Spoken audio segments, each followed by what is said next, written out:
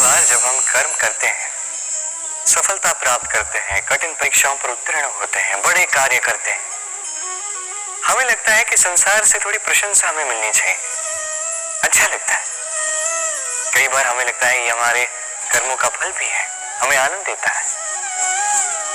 किंतु जब हमें ये प्रशंसा नहीं मिलती, तब क्या होता है?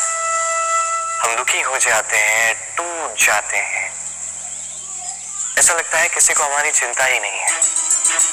ऐसा लगता है हमारे आनंद में किसी और को आनंद मिलता ही नहीं है।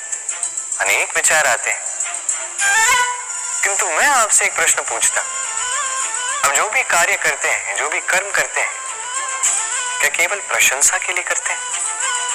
यदि ऐसा है तो इस विचार को यहीं त्याग दीजिए, क्योंकि ये प्रकृति हमें कुछ और सिखाती है।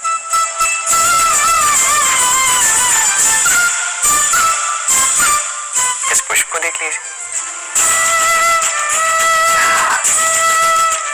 ये सुगंध जो पुष्प देता है, ये जैसे मेरे मन को उल्लासित कर देती है, जैसे मेरे मन में ऊर्जा सी भर देती है ये सुगंध।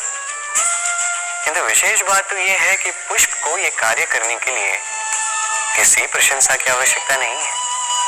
यही है प्रकृति की सीख।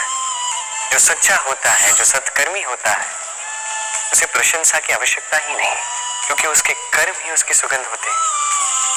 देखिए, इत्र जो है वो नकली फूलों पर लगाया जाता है, सच्चे फूलों को इसकी आवश्यकता ही नहीं। इसी प्रकार आप भी कर्म करते जाइए एक शुभ भाव के साथ। इस मन को सदैव सदैव शांत रखिए, साफ रखिए। यदि ऐसा करोगे तो आपके कर्म इस प्रकार सुगंधित होंगे कि आपके जीवन में केवल और केवल आनंद ही होगा। तो इसी आनंद के साथ कहिए, राधे राधे।